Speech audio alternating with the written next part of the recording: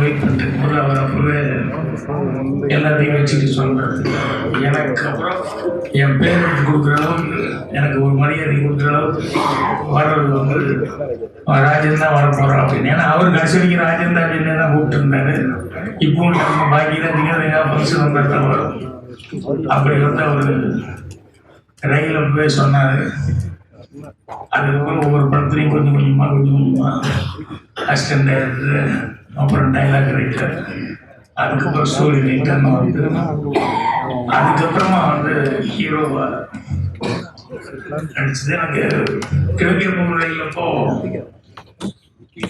அந்த சுதாகர் வந்து கரும்புலி செம்புலி பற்றி கழுதியில் உட்கார வச்சுக்குவாங்க. அவன் பனிஷ்மெண்ட்டு வில்லேஜில் அந்த கழுதி இழுத்துட்டு வர்றதுக்காக அந்த ஊரில் யாரோ ஒருத்தர் கூப்பிட்டா, யாரை கூப்பிட்டு எடுத்தாலும் அந்த கழுதி இழுக்கும்போது அவன் கேமரா ஓடுதான் கேமராவே பார்த்துக்கிட்டு இருந்தான். டைரக்டர் திட்டிக்கிட்டே இருந்தார். வேற வழி இல்லாமல் அப்புறம் நான் வந்து அது வேஸ்ட் எடுத்து கட்டிட்டு ஒரு டவல் ஒன்று போட்டுக்கிட்டு நான் வந்து அந்த கழுதியை பிடிச்சி இழுத்துட்டு வர மாதிரி நான் இழுத்தேன். அப்போ தான் வந்து சரி அசிஸ்டன்ட் டைரக்டருங்கிறனால லட்சுமி வந்து நம்ம எல்லாம் ஸ்டில் எடுத்து இது பண்ணாங்க. கோயம்புத்தூர் நான் போய் அந்த படம் ரிலீஸுக்கு போனப்போ பார்த்தா எங்கே பார்த்தாலும் நான் கழுதியை பிடிச்சி நிற்கிற மாதிரி போஸ்ட் போட்டாங்க. எங்கள் பாட்டி என்ன கேட்டாங்க, என்ன போய் இந்த கழுதியை பிடிச்சி எடுத்துகிட்டு வர்றது இதுக்காடா சென்னைக்கு மெட்ராஸுக்கு போனேன் அப்படின்னு சொல்லிட்டு, இல்லை அது நடிக்கிறது தான். அப்படி போடா ஊரு பூரா மானம் கெடுது, எல்லாரும் பார்த்து போது உங்கள் பேரன் கழுதி இழுத்துட்டு வரான், அதுக்கு தான் போனான்னு அப்படின்ட்டு. அப்போ எங்கள் அம்மா வந்து ஒரு வார்த்தை சொன்னாங்க. ஏன்னா அது சுதாகர் பையன் செஞ்ச கேரக்டரு, ஏன் அந்த மாதிரி நீ செய்யக்கூடாது அப்படின்னு மாதிரி அம்மா கேட்டாங்க.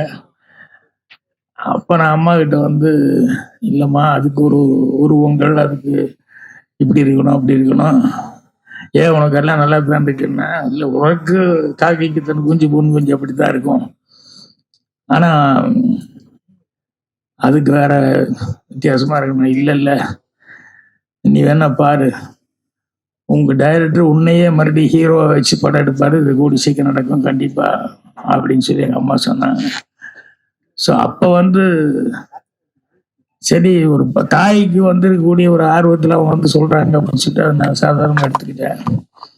ஆனால் அதுக்கப்புறம் டைரக்டர் வந்து நான் அசிஸ்டன்ட் தான் வேலை பார்த்து அதுக்கப்புறம் வந்து புதிய வார்ப்பில் போதான் நீ தான் என் ஹீரோ அப்படின்னு சொல்லி என்னை ஃபிக்ஸ் பண்ணதுக்கு அப்புறம் தான் வந்து அப்புறம் முதல் நாள் ஷூட்டிங் முடிஞ்சு அப்போ கூட அம்மாவுக்கு நான் லெட்டர் எழுதலை. ஏன்னா சென்னைக்கு வந்து அதுக்கப்புறம் அங்கே கொண்டு வந்து தேனியில் ஒரு டென்ட்டில் கொண்டு வந்து ஒரு தேட்டரில் கொண்டு வந்து போட்டு பார்த்துட்டு பார்த்துட்டு காலையில் நிவாஸ் எங்கள் டைரக்டர்லாம் போய் பார்த்துட்டு வந்துட்டு ஓகே அப்படின்னு சொல்லி கை கொடுத்து நம்ம ஷூட்டிங் கன்டினியூ பண்ணுறோம், நல்லா இருக்கு, நீ ஹீரோ கன்ஃபார்ம்டு அப்படிங்கிற மாதிரி சொல்லிட்டு ஷூட்டிங் ஸ்டார்ட் பண்ணார். அதுக்கப்புறம் தான் அம்மாவுக்கே வந்து லெட்டர் எழுதுனேன். இந்த மாதிரி உன் வாய் முகூர்த்தம் நீ சொன்ன மாதிரியே வந்து நான் வந்து ஹீரோவை வந்து நடிச்சிட்டு இருக்கிறேன் அப்படின்னு சொல்லிட்டு. ஆனால் ஒரு பேட் லக்கு, படம் ரிலீஸுக்கு ஒரு 15-20 நாள் இருக்கும்போது திடீர்னு எங்கள் அம்மாவுக்கு வந்து உடம்பு சரியில்லாமல் போய் அதுக்கப்புறம் படம் ரிலீஸுக்கு 20 நாளைக்கு முன்னாடியே இறந்துட்டாங்க.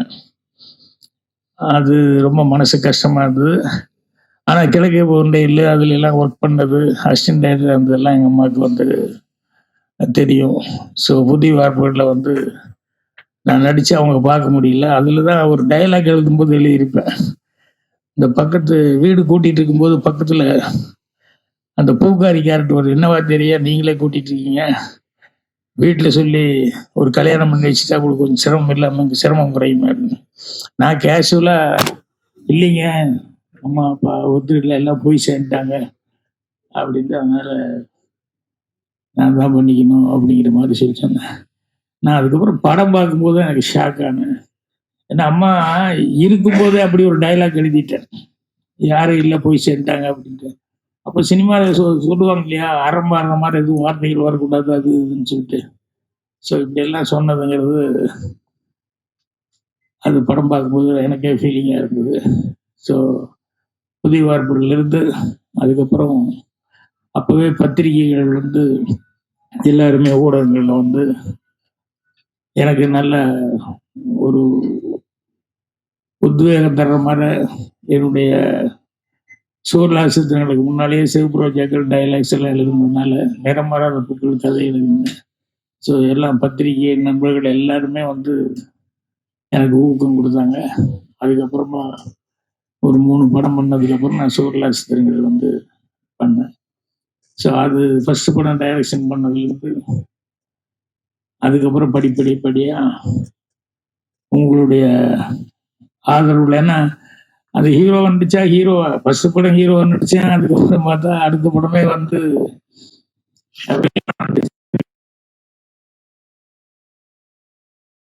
நாங்கள் வேற ஆள் கிடைக்கலன்னு நான் யாருக்காவது டெஸ்ட் எடுத்துட்டு இருக்கும்போது அதை பார்த்துக்கிட்டே இருந்துட்டு இல்லை அவரையும் நடிக்க வச்சா நல்லா இருக்கும்னு சொல்லிட்டு வில்லன் ரோல் செய்ய சொன்னாங்க. கன்னிபுரத்தில் வில்லன் ரோல் செஞ்சேன். அப்போ கூட நடிக்கிறதுக்கு இஷ்டம் இல்லாமல் டைரக்ஷன் மட்டும் பண்ணா போதுன்னு நினைச்சேன். ஆனால் சூர்லாசித்திரங்கள் ஸ்டார்ட் பண்ணப்போ அந்த கேரக்டருக்கு போட்டிருந்தாலும் எங்கேயோ டப்புன்னு ஒரு வாரம் இருக்கும்போது போயிட்டான்.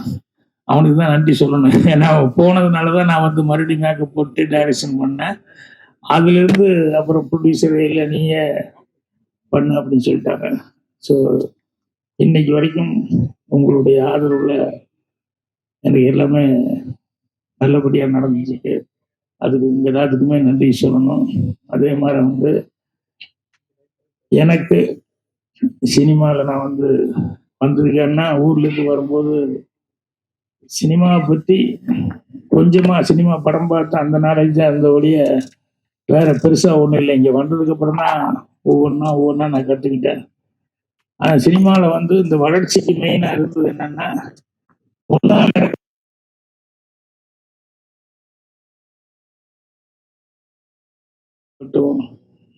Sridhar sir, K Balachandran sir வந்து எல்லாருமே கேஜி இப்படி எல்லா டைரக்டருடைய படங்கள் பார்த்து பார்த்து அந்த பாதிப்பு வந்து என்னை அறியாம என் மனசுக்குள்ள ஓடி இருந்தது. அதுதான் வந்து எனக்கு வந்து ஒரு பெரிய பேஸா இருந்தது. அதே மாதிரி புத்தகம் அப்படிங்கிறது வந்து முதல்ல ஸ்கூல்ல படிக்கும்போது சரியா படிக்காம விட்டேன். அதுக்கப்புறம் வெளியே வந்து காலேஜும் ஒரே வருஷம் ஃபெயிலியர் ஆனதுக்கப்புறம் அப்புறம் தான் இந்த புத்தக படிப்பு அப்படிங்கிறது வந்து எனக்கு வந்து அது மேல ஒரு ஆர்வம் வந்ததுக்கப்புறம் நிறைய புஸ்தகங்கள் அதெல்லாம் படிச்சுட்டு அதுக்கப்புறம் கொஞ்சம் கொஞ்சமா என்னுடைய நாலேஜ் வந்து வளர்ந்துக்கிட்டேன். ஒரு சின்ன வயசு விஷயம் ஒன்று சொல்றேன். என்னன்னா, எங்க அம்மா எப்பவுமே ஸ்கூலுக்கு 1ஆம் கிளாஸ் அந்த வெள்ளாங்கோயிலில் படிக்கும்போது ஸ்கூலுக்கு போயிட்டு மத்தியானம் வரும்போது எங்க அம்மா வீட்டில் இருந்தாங்கன்னா ஒரு பெட்டியை திறந்து எனக்கு இந்த தேன் மிட்டாய் வாங்குறதுக்காக இந்த ஓட்டை போட்ட ஒரு காலம்னா அந்த காலத்தில் இந்த ஓட்டை போட்ட காலம்னா வந்து கொடுப்பாங்க. நான் போய் எங்க பக்கத்துல போற ஒரு சின்ன கோனார் கடை இருந்து அந்த கோனார் கடையில் கொண்டு அதை கொடுத்துட்டு அந்த தேன் மிட்டாய் வாங்கிட்டு போவேன். ஒரு நாள் வந்தப்ப எங்க அம்மா வீட்டில் இல்லை. அது என்னடா அம்மா இல்லைன்னு தேன் மிட்டாய் வாங்குறதுக்கு என்ன பண்ணது இல்லை, பெட்டியில தான் இருந்து பெட்டியில தான் எடுப்பாங்கன்னு சொல்லிட்டு நான் பெட்டி திறந்து அதுக்கப்புறம் காசு கொண்டு போய் அந்த கடையில் வந்து கொடுத்தேன். அவர் கோனரை பார்த்துட்டு என்ன பண்ணு அப்படின்னாரு. தேன் மிட்டாய் அப்படின்னு வாங்கி சாப்பிட்டு சாயங்காலம் ஸ்கூல்லேருந்து வரும்போது பார்த்தா வீட்டில் அந்த முத்தமாக நெல்லெல்லாம் காய போடுறது நான் வாங்குவார். எங்கள் அம்மா உட்கார்றதுக்கு ஒரு சுற்றி ஒரு 7-8 பேர் இருக்காங்க. அந்த கோனார் இருந்தாரு. அப்போ எங்கள் அம்மா போனோன்னே எல்லாரும் என்னை பார்த்துட்டு சிரிச்சாங்க. எனக்கு ஒன்றும் புரியல. அப்புறம் போனோடனே அவங்க அம்மா என்னடா பண்ண மத்தியானம் அப்படின்னு. இல்லை நீ இல்லை. அப்புறம் நான் காசு எடுத்து பெட்டிலேருந்து காசு எடுத்துட்டு நானே கொண்டு போய் கொடுத்து தேன் மிட்டாய் வாங்கிட்டேன் அப்படின்ட்டு இதுரா காசு அப்படின்னு சொல்லிட்டு எங்கள் அம்மா காமிச்சாங்க. அது என்னன்னா மோதிரம் எனக்கு என்ன ஒரு ரவுண்டா இருந்தது அப்படின்னு சொன்னி நான் எடுத்து கொண்டு போய் தங்க மோதிரம் அதை கொண்டு போய் கோனார் கடையில் கொண்டு போய் கொடுத்து தேன் மிட்டாய் கொடுங்க. அப்போ எங்கள் அம்மா சிரிச்சுக்கிட்டே சொல்லிச்சு, இது மோதிரம்டா, இது காசு இல்லை அப்படின்ட்டு, இது தங்கத்துல ஒண்ணு கோனார்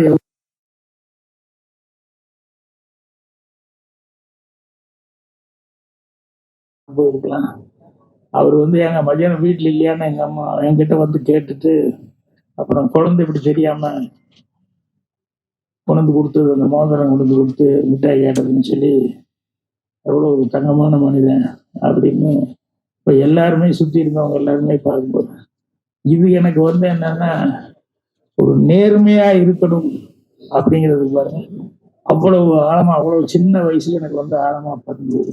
அது வந்து எங்கேயும் விலகக்கூடாது அப்படின்னு சொல்லிட்டு. ஸோ அதே மாதிரி இன்னைக்கு காலையில எனக்கு வந்து நான் படத்துல வச்சிருப்பேன் சண்முகமணின்னு பேர் வச்சிருப்பேன். அந்த பையனோட நந்தகோபால் கூட சண்முகமணி நடிச்சிருப்பான். அவர் என்னுடைய ஒரிஜினல் சண்முகமணி மாஸ்டர், அமெரிக்காவில் இருக்காரு. காலையில 6:30 மணிக்கு ஃபோன் பண்ணி பாக்யராஜ் பிறந்தநாள் வாழ்த்துக்கள் அப்படின்னு சொல்லிட்டு அவர் எனக்கு அவங்க வீட்டில் இருக்கவங்க எல்லாருமே பேசி எனக்கு வாழ்த்து சொன்னாங்க.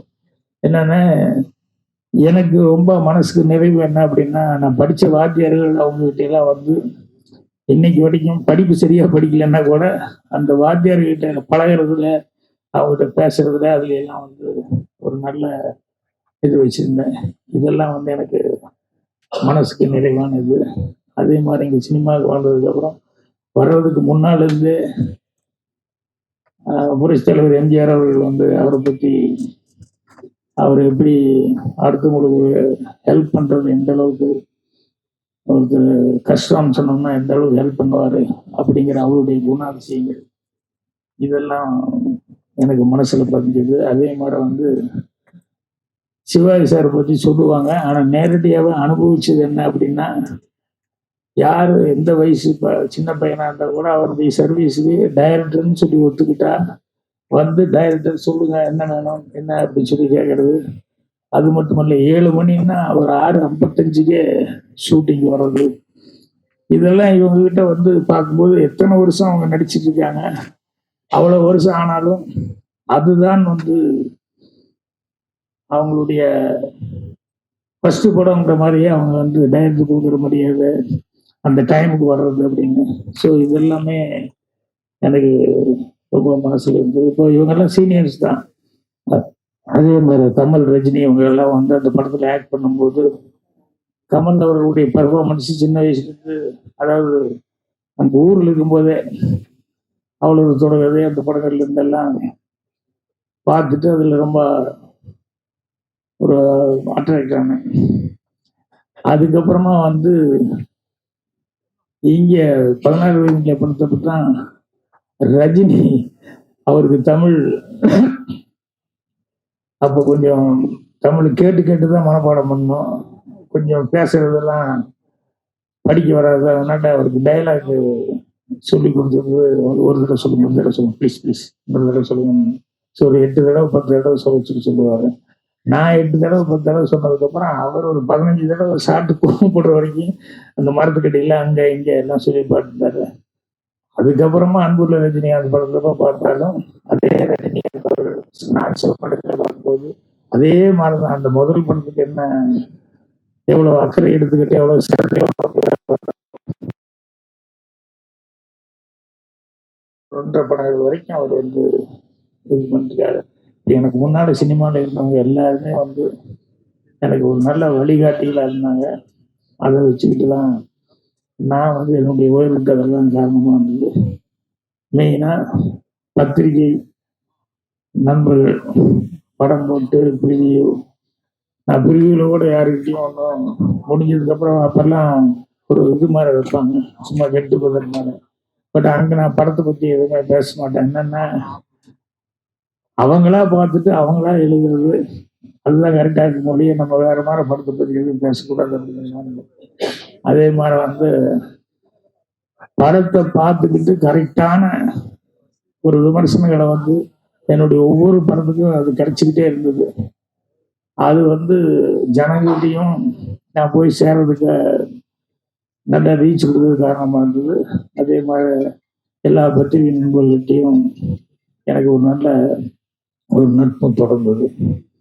ஸோ இன்னைக்கு 50 வருஷம் ஆகி போச்சு அப்படிங்கிறது வந்து எனக்கே நினைச்சு பார்த்தா மலைப்பாட்டா இருக்குது, 50 வருஷமா அப்படின்னு சொல்லிட்டு. ஸோ இன்னும் நடிகர் வந்து பண்ணிட்டு இருக்கிறேன். அதோட இப்போ அடுத்தது வந்து இந்த வருஷத்துல வந்து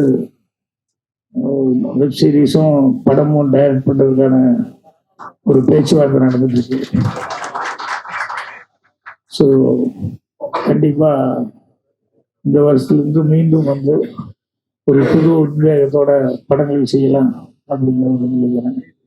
ஸோ எல்லாத்துக்கும் காரணமானவங்க எங்கள் டைரக்டர்லேருந்து முன்னால் டைரக்ட் பண்ணவங்க அவங்க. அப்புறம் வந்ததுக்கப்புறம் சினிமாவில் தான் நாங்கள் வர்றதுக்கு சான்ஸ் கிடச்சி படம்லாம் டைரக்ட் பண்ணது எல்லாம் காரணமாக இருந்தது அப்படிங்கிறது வந்து பத்திரிகை நண்பர்களான நீங்கள். ஸோ உங்களுடைய இது எங்கள் டைரக்டருக்கு எப்படி ஃபர்ஸ்ட் படத்தில் 16 எண்ணி கொடுக்கும்போது எல்லாத்தினுடைய விமர்சனங்கள் எந்த அளவுக்கு இருந்தது அப்படின்னு சொல்லிட்டு. ஏன்னா அப்போல்லாம் வந்து இந்த விமர்சனம் வந்து ஜனங்க நிறைய வந்து விமர்சனம் பார்த்துக்கிட்டு தான் படம் பார்க்கணுங்கிற மாதிரி நிறைய இதில் என்ன விமர்சனம் வருது அப்படின்னு சொல்லிட்டு அப்படி இது பண்ணிட்டு இருப்பாங்க.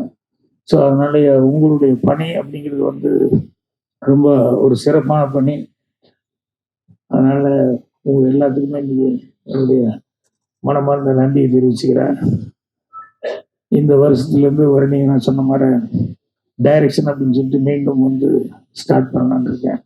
ஸோ இவ்வளோ நாள் இவ்வளோ தூரம் பண்ணதுக்கு என்னுடைய மனமார்ந்த நன்றியை நான் தெரிவிச்சுக்கிறேன். என்னோட வாய்ஸ் தெரியல, ஸோ வேறு தப்பாக இருக்காங்க. அதனால என்னோட ஓட்டர் தேங்க்ஸ் ரொம்ப ஷார்ட்டாக சுருக்கி நான் சொல்லிடுறேன். இங்கே வந்ததுக்கு எல்லாருக்கும் ரொம்ப ரொம்ப நன்றி. அப்பா வாழ்த்து வந்ததுக்கு ரொம்ப நன்றி. தேங்க்யூ.